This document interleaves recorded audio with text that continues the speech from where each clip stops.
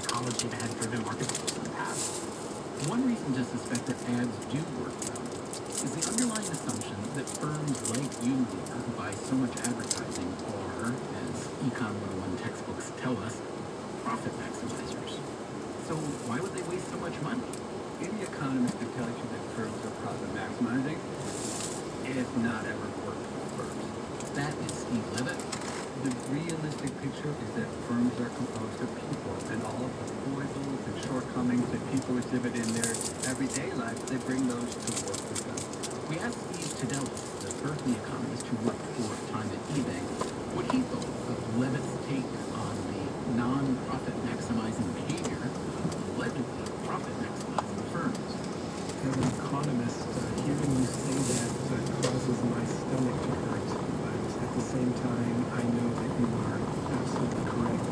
Tadelis, by the end of his time at eBay, had come to think that his cynical view of advertising didn't go far enough. He recalls the time eBay asked him to measure the efficacy of affiliate advertising. Think of bloggers who put in links to, say, company websites. Well, we work closely with the senior director in charge of spending the money on that. And after a 2-hour intensive meeting, we figured out a way to do that.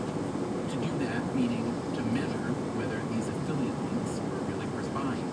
He turned to me and said, you know, Steve, if your results look as bad as they did for paid search, I'm not going to believe your numbers.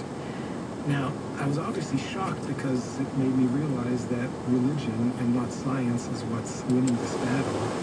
But then I realized that it's something a lot more profound and for which I actually have a lot of compassion. If you're working on something for 10, 20, 25 years, this is part of your identity, and this is part of what you